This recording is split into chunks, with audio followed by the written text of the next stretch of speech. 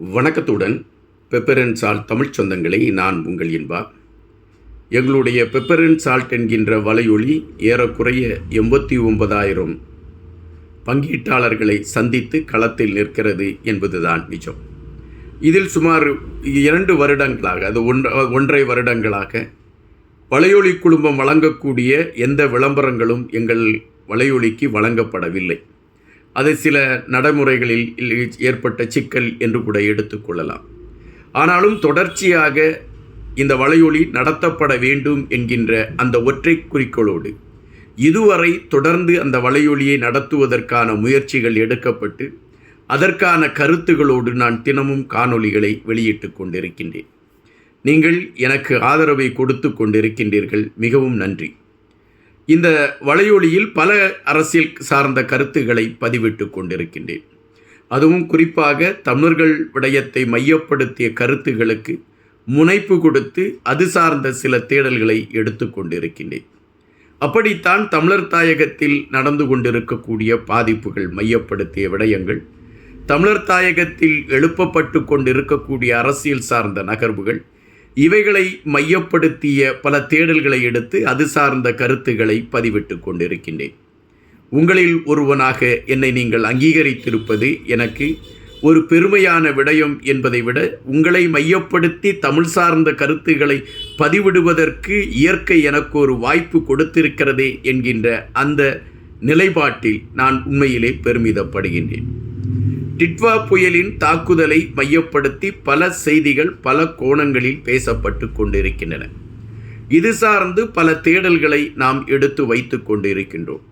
இப்பொழுது வளர்ச்சி கூட்டங்கள், அதாவது இந்த நிவாரணங்களை மையப்படுத்திய வளர்ச்சி கூட்டங்கள் நடத்துவதற்கு அரசு சார்ந்த அந்த கட்சியை சார்ந்தவர்கள், அரசு அதிகாரிகள் அதற்கான முறைமைகளை எடுத்து கொண்டிருக்கின்றார்கள். மக்கள் குறைகளை கேட்டு அதற்கான தீர்வை எப்படி எடுத்து வைப்பது என்கின்ற களத்தில் அவர்களுடைய செயல்பாடு அமையப்பெற்றிருக்கிறது என்று நம்மால் அதை பார்க்க முடிகின்றது. தற்பொழுது உள்ள சூழலில் பெரும்பாலான, அதாவது வடக்கு கிழக்கு பகுதியில் பாதிக்கப்பட்டிருக்கக்கூடிய பெரும்பாலான சொந்தங்களுக்கு நிவாரணங்கள் சரிவர கிடைக்கப்படவில்லை என்கின்ற ஒரு குற்றச்சாட்டு பரவலாகவே இருக்கிறது. அதாவது அரசு சார்பில் நிவாரணங்கள் அறிவிக்கப்பட்டு விட்டன. அந்த நிவாரணங்கள் எப்படி அறிவிக்கப்பட்டிருக்கிறது என்பதை மையப்படுத்தி நான் முன்பு கூட ஒரு காணொளியில் பேசியிருக்கின்றேன். பாதிக்கப்பட்டவராக இருந்தாலும் சரி, பாதிக்கப்படாதவராக இருந்தாலும் சரி, வீடை இழந்தவராக இருந்தாலும் சரி, கூரையை இழந்தவராக இருந்தாலும் சரி, வீட்டு முற்றத்தில் இருக்கக்கூடிய ஒரு கூடையை இழந்தவராக இருந்தாலும் சரி, அனைவருக்குமே 25,000 என்கின்ற அடிப்படையில் அந்த நிவாரண உதவி செய்யப்படும் என்று அரசு சார்பில் அறிவிக்கப்பட்டிருந்தது. இந்த அறிவிப்பு அப்பொழுதே சர்ச்சையை கிளப்பினர். வைத்தியர் அர்ஜுனா போன்றவர்கள் இதை கடுமையாக எதிர்த்தார்கள். என்ன கணக்கீட்டில் இந்த நிவாரணம் கொடுக்கப்படுகிறது? ஒட்டுமொத்தமாக எல்லாமே இழந்தவருக்கும் 25,000 ரூபாய், ஒன்றுமே இழக்காதவருக்கும் 25,000 ரூபாய், இந்த ஆளுங்கட்சியை சார்ந்தவருக்கு இலவசமாக 25,000 ரூபாய் என்று வழங்கப்படுகிறது என்று கடுமையான எதிர்ப்புகளை பதிவிட்டார்கள். ஆனால் அரசு சார்பில் அதற்கு சரியான விளக்கம் கொடுக்கப்படவில்லை. அரசு எங்களால் முடிந்த நாங்கள் உதவிகளை சரிவர செய்து கொண்டிருக்கிறோம் என்கின்ற ஒரு கருத்தை மட்டுமே ஆணித்தரமாக பதிவிட்டார்கள். தொடர்ச்சியாக அது சார்ந்த நகர்வுகளோடு அவர்களுடைய பயணம் இருக்கிறது.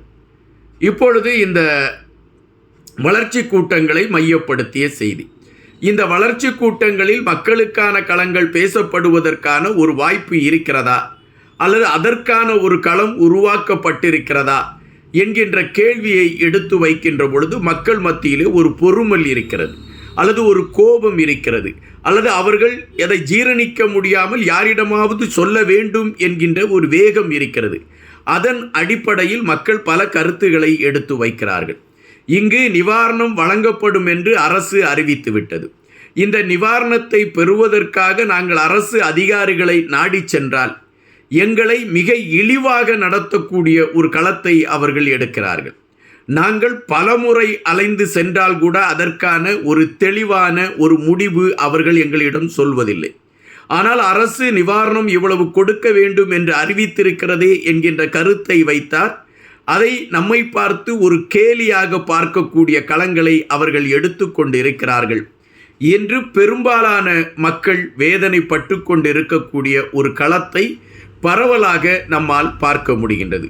அப்படி என்றால் இந்த அரசு அதிகாரிகள் வடக்கு கிழக்கு பகுதியில் ஒரு பாராமுகத்தை கையில் எடுத்துக்கொண்டு செயல்படுகிறார்களா? அப்படி செயல்படக்கூடியவர்கள் எப்படி வளர்ச்சி கூட்டத்தை மையப்படுத்தி நடத்தி அதன் மூலம் மக்களுக்கான நிவாரணங்களை கொடுப்பதற்கான ஒரு களத்தை எடுப்பார்கள் என்கின்ற கேள்விகள் எழும்பிவிடுகின்றன. இந்த கேள்விகளுக்கான விடைகள் எப்படி அமையும் என்கின்ற பொழுது மீண்டும் ஒரு முறை தமிழ் ஜனம் ஏமாற்றப்படுவதற்கான ஒரு களமாகத்தான் இந்த நிவாரணங்கள் சார்ந்த விடயத்திலும் அமைந்து விடுமோ என்கின்ற ஒரு கேள்விதான் எழும்பிக் கொண்டு இருக்கின்றன. தற்பொழுது பல நாடுகளை சார்ந்தவர்கள் அதாவது நிதிகளை வாரி குவித்து கொண்டு இருக்கின்றார்கள். ஒரு பக்கம் புலம்பெயர்ந்த தமிழர்கள் நிதிகளை கொடுத்து கொண்டிருக்கிறார்கள் என்கின்ற செய்தியும், இன்னொரு பக்கம் பல நாடுகள் முன்வந்து ஒரு அரசியல் களத்தோடு இலங்கையை தங்கள் கட்டுப்பாட்டுக்குள் வைத்துக் கொள்வதற்கு இதுதான் சரியான சமயம் என்கின்ற அடிப்படையில் நிதி சார்ந்த களங்களை திறந்து வைத்துக்கொண்டு இலங்கையை தங்கள் கட்டுப்பாட்டில் வைப்பதற்கான முயற்சிகளை எடுத்துக்கொண்டு பயணிக்கக்கூடிய ஒரு களத்தோடு பல நாடுகள் இலங்கைக்குள் கால் பதித்திருக்கின்றன. அதில் இந்தியாவிலிருந்து, அமெரிக்காவிலிருந்து, ஜப்பானிலிருந்து, சீனாவிலிருந்து, பாகிஸ்தானிலிருந்து பல நாடுகள் இதற்கான களங்களை எடுத்துக்கொண்டு இருக்கின்றன. இந்த சூழலில் அந்த நிவாரணங்கள் மக்களுக்கு சரியாக சென்று சேருகிறதா என்றால் இல்லை. இந்த நாடு காட்டுகின்ற ஒரு நிவாரணத்தை விட நாம் அதிகம் காட்ட வேண்டும் என்று சில நாடுகள் முயற்சிப்பதும், அவர்கள் உள்ளே வந்து விட்டார்கள் நமக்கேன் வேலை என்று சில நாடுகள் வெளியே செல்லக்கூடிய களங்களும் தொடர்ச்சியாக நடைபெற்று கொண்டிருக்கக்கூடிய ஒரு களத்தை நம்மால் பார்க்க முடிகின்றது.